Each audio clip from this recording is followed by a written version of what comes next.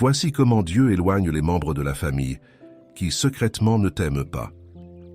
Imagine-toi en plein milieu de ta journée, entouré de ta famille, mais ressentant une étrange distance, presque imperceptible, qui te trouble. Ce sentiment te pèse, et tu te demandes pourquoi certaines relations semblent s'effriter sans raison apparente. Cela t'inquiète, car malgré tes prières et ta foi, tu as l'impression que quelque chose échappe à ton contrôle. Tu crois en la force des liens familiaux, mais tu ressens parfois une absence de réciprocité. Tu pries, mais le silence semble s'étirer, et tu te demandes où se trouve la paix que tu cherches. Ce n'est pas un hasard si tu te sens ainsi. Parfois, Dieu permet ces séparations pour protéger ton cœur et révéler la vérité des relations autour de toi. Bienvenue sur TV Catholique, où nous explorons ces questions avec sagesse et bienveillance. Pour continuer ce chemin de compréhension et de réconciliation intérieure, abonne-toi à notre chaîne TV Catholique. Laisse-nous un like sous cette vidéo pour soutenir notre mission. Ensemble, nous découvrirons comment renforcer ta foi tout en restant ancré dans la réalité quotidienne. Souviens-toi, les réponses se trouvent souvent dans les moments de pause et de réflexion. Observons la première grâce. Accepter la distance familiale comme une protection divine. Le tic-tac de l'horloge du salon, la lumière orangée du lampadaire par la fenêtre, le frigo qui se réveille au loin. Tu te retrouves seul un dimanche soir et le silence de ton appartement te pèse plus que d'habitude. Les messages de la famille sont rares, les appels espacés. Tu ressens cette distance comme une coupure plutôt que comme un répit. La réaction habituelle, c'est de combler ce vide à tout prix. Allumer la télévision, parcourir les réseaux ou chercher à provoquer une conversation. Mais ces tentatives n'apaisent rien. Elles transforment la solitude en agitation et empêchent d'écouter ce que ton cœur essaie de dire. Analysons comment la solitude peut être une opportunité de connexion spirituelle. La foi t'invite à voir la distance non pas comme un manque, mais comme un espace offert pour respirer et prier. Voir la distance comme un espace de prière et de protection change le regard. Elle devient un cadre où Dieu agit pour ton bien. On lit dans Première Épître de Jean 4 et 18. « Il n'y a pas de crainte dans l'amour. Au contraire, le parfait amour bannit la crainte. » Autrement dit, si tu accueilles cet éloignement sans peur, il peut devenir un lieu où l'amour s'enracine plus profondément. Le bourdonnement d'une mouche, le grincement du ventilateur, la chaleur épaisse de l'après-midi. Tu apprends qu'une voisine âgée est hospitalisée et personne autour d'elle n'a pensé à passer. Là encore, cette absence apparente des autres révèle autre chose. Une invitation à te rendre disponible autrement, par un geste simple ou une prière discrète. Quand la solitude devient un espace de prière, elle nous protège. Au lieu de t'inquiéter du silence familial ou social, dépose chaque pensée dans la prière. Concrètement, ça veut dire t'arrêter quelques minutes, remercier pour les liens existants et confier ceux qui semblent distants. Ce mouvement transforme ton isolement en fidélité intérieure. Pour accepter cette distance, garde en tête ces vérités simples. Tu n'es jamais vraiment seul. Cherche la paix dans le silence. Merci pour ce moment de calme. Que cette solitude m'apaise. Je me tourne vers Dieu dans ces moments. Comme le rappelle Première Épître aux Corinthiens 13. Ce qui demeure aujourd'hui, c'est la foi, l'espérance et l'amour. Mais la plus grande des trois, c'est l'amour. Concrètement, ça veut dire que même séparé physiquement des tiens, tu peux encore aimer activement par ta prière et tes intentions. La solitude peut être une bénédiction silencieuse.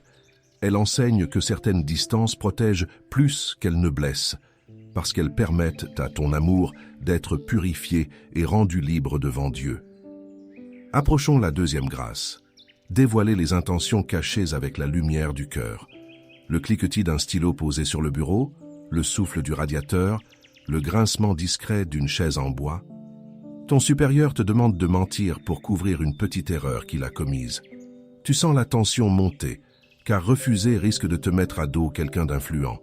Pourtant, quelque chose en toi sait que céder trahirait ta propre paix.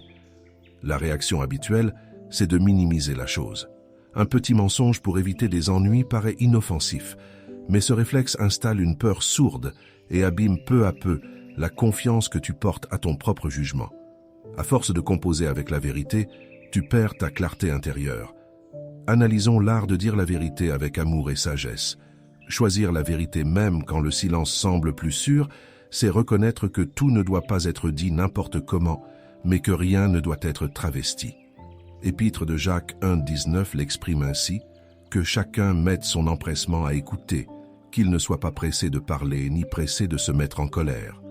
Autrement dit, la vérité n'est féconde que lorsqu'elle naît d'un cœur calme et attentif à ce qui est juste. Une autre fois, quelqu'un parle mal d'un collègue absent pendant une pause café. Tu écoutes sans oser intervenir, redoutant de paraître moralisateur ou naïf. Le malaise s'installe pourtant, ton silence devient complice malgré toi. Là encore, tu ressens combien il est difficile de défendre ce qui est vrai sans blesser. Entre vérité et silence, il y a un équilibre à trouver. Au lieu d'accuser ou de te taire par peur, dis simplement ce qui rétablit la réalité avec douceur. Je ne crois pas que ce soit tout à fait exact. Concrètement, ça veut dire poser une parole brève mais droite, quand l'injustice ou le mensonge s'installe. Ce geste simple rappelle que la vérité éclaire même les cœurs silencieux. Pour trouver la lumière du cœur, rappelle-toi que mes mots soient justes. Garde la vérité comme un phare. Merci pour ce courage intérieur. Je choisis la lumière de la vérité. Ton cœur sait ce qui est juste. Comme le rappelle l'Évangile, selon Luc 16,10. Celui qui est digne de confiance dans la moindre chose est digne de confiance aussi dans une grande. Concrètement, ça veut dire que les petits choix honnêtes façonnent ta capacité à rester droit dans les grandes épreuves. Voilà ce qui se joue quand tu refuses les compromis qui obscurcissent ton cœur. Tu apprends à faire passer la fidélité avant la facilité.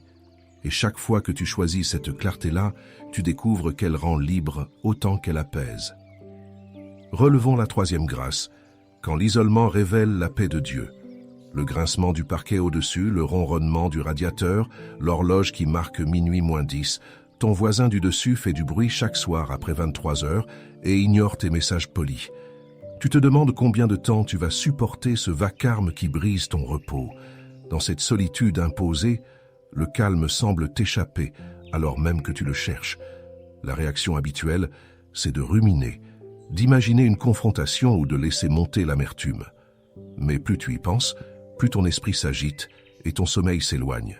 L'isolement devient alors un amplificateur du trouble intérieur, au lieu d'un espace pour apaiser ton cœur. Examinons comment l'isolement peut être une école de patience. La foi chrétienne enseigne que la paix n'est pas le résultat d'un environnement parfait, mais d'une disposition intérieure choisie malgré le désordre extérieur. Saint Paul écrit dans Épître aux Colossiens 3,13 « Supportez-vous les uns les autres et pardonnez-vous mutuellement si vous avez des reproches à vous faire. » Autrement dit, supporter ne veut pas dire subir passivement, mais choisir de ne pas laisser la colère gouverner ton cœur. La paix de Dieu dépasse l'agitation du monde, le bruit des touches du distributeur, le papier blanc qui glisse, la sonnerie d'appel derrière toi. Tu attends depuis 1 heure à la banque et une personne arrivée après toi passe avant par favoritisme évident. Tu sens la tension monter dans ton ventre et tes mains se crispent sur ton ticket d'attente. Encore une fois, ce qui se joue n'est pas à l'extérieur mais en toi. Comment réagir sans perdre ta paix? Quand l'extérieur agite, l'intérieur peut rester calme. Au lieu de répondre à chaque injustice par l'irritation ou le commentaire blessant, respire profondément et choisis le silence utile plutôt que la parole impulsive. Concrètement, ça veut dire que tu prends un instant pour prier intérieurement. Seigneur, aide-moi à garder la paix quand tout bouge autour de moi. Ce simple réflexe change déjà ta manière d'être présent au monde. Pour retrouver la paix dans l'isolement, souviens-toi, reste calme, même dans le tumulte. Ton cœur est ton sanctuaire. Je garde la paix coûte que coûte. Merci pour chaque leçon de patience. Que la paix guide mes pas. Comme le rappelle l'Évangile, selon Matthieu 5,5, « Heureux les doux, car ils recevront la terre en héritage. » Cela signifie que la douceur n'est pas faiblesse, c'est une force tranquille qui protège ce que Dieu t'a confié. Voilà ce qui se joue quand tu refuses de laisser le vacarme extérieur troubler ton esprit. tu apprends à vivre dans une paix qui ne dépend plus des autres ni des circonstances. Cette semaine, garde en tête que chaque agitation peut devenir un terrain d'entraînement pour cette paix intérieure que rien ne peut troubler. Découvrons la 4e grâce. Éliminer à distance les ombres du doute. Le tic-tac d'un vieux réveil, le clapotis de la chasse d'eau au-dessus, le ronflement du chauffage. Tu traverses une période où tu pries sans ressentir et tu te demandes si Dieu t'entend encore. Les mots sortent mécaniquement et chaque silence semble rallonger l'attente. Tu cherches un signe, mais rien ne vient. La réaction habituelle, c'est de tout analyser. Ce que tu aurais pu mal faire, ce qui aurait pu déplaire à Dieu. Pourquoi il se tairait? Mais cette recherche de preuves n'apporte pas la paix. Elle enferme dans un dialogue intérieur qui tourne en boucle. Le doute devient alors ton seul interlocuteur. Voyons comment les doutes peuvent être transformés en des actes de foi. La vérité chrétienne ici est simple.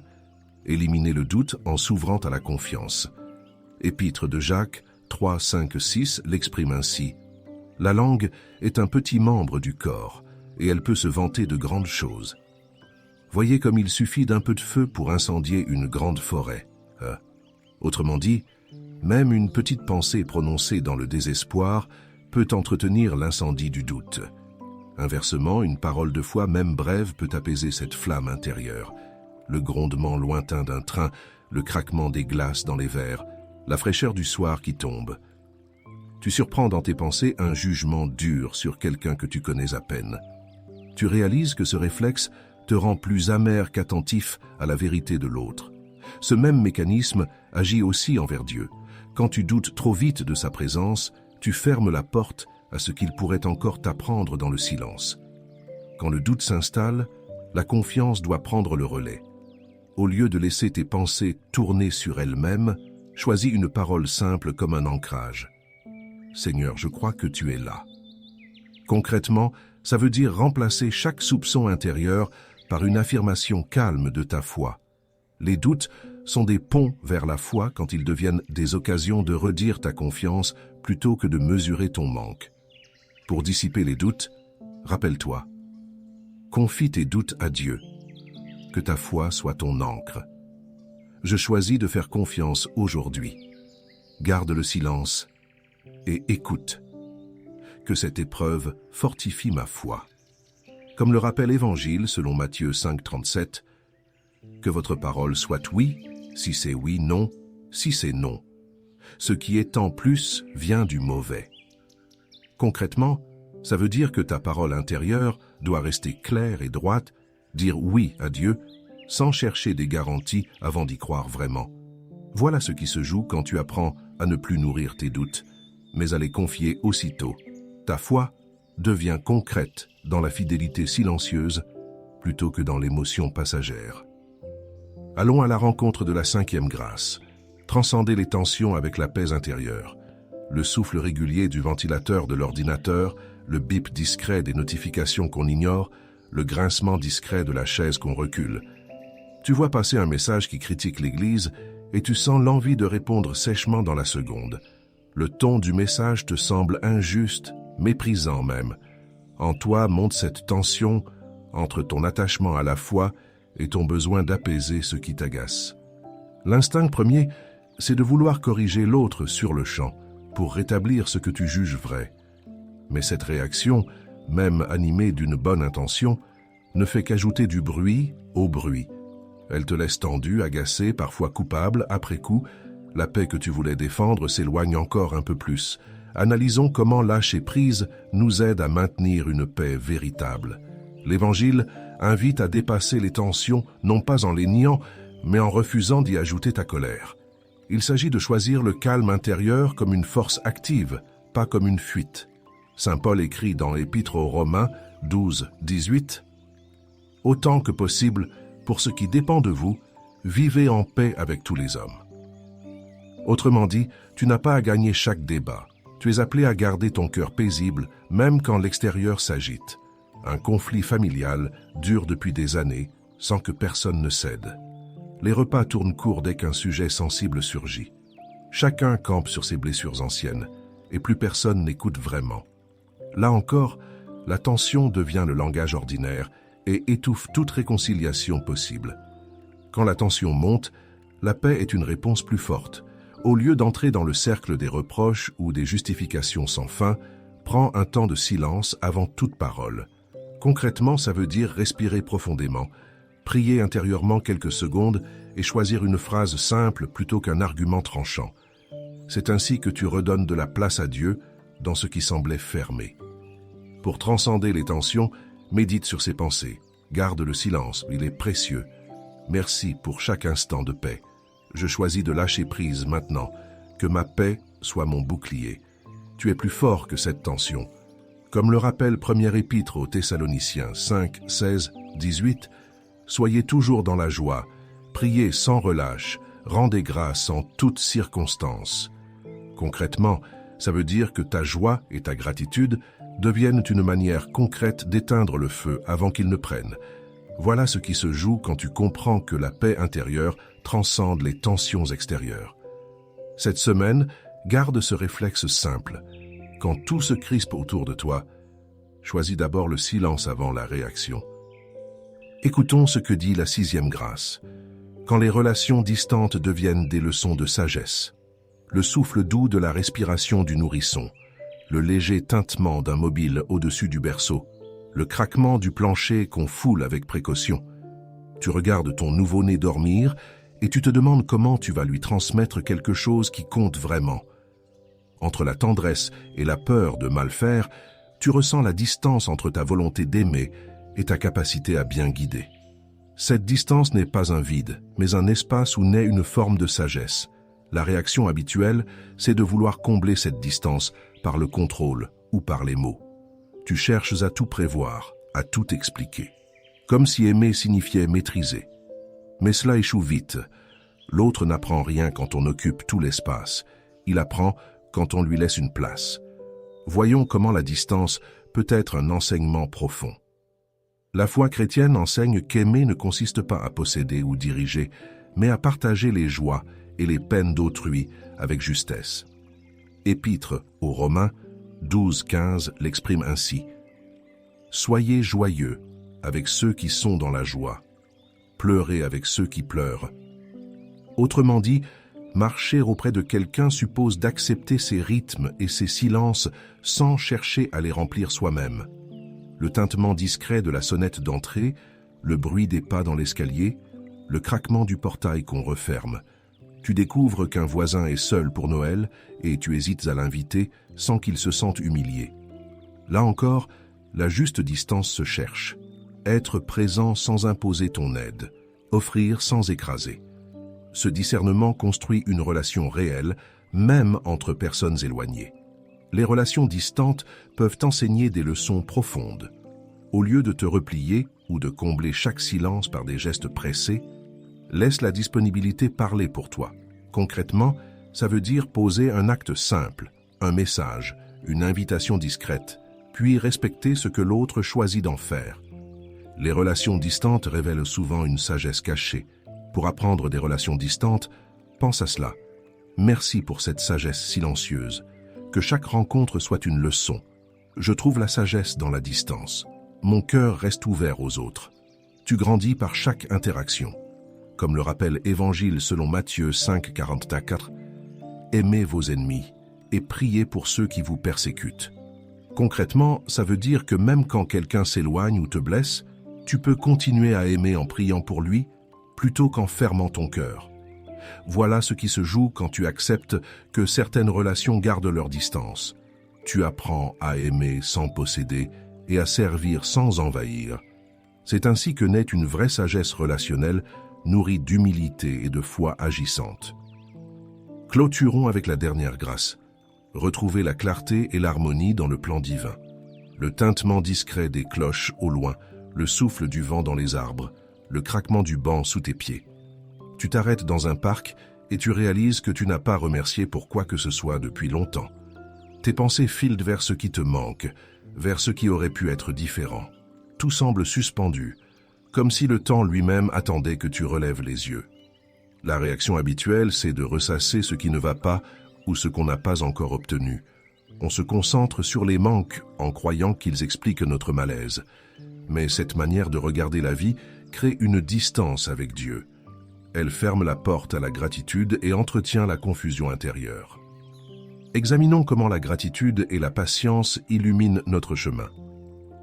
La foi chrétienne enseigne que reconnaître ce qu'on reçoit chaque jour ouvre à une forme d'harmonie profonde.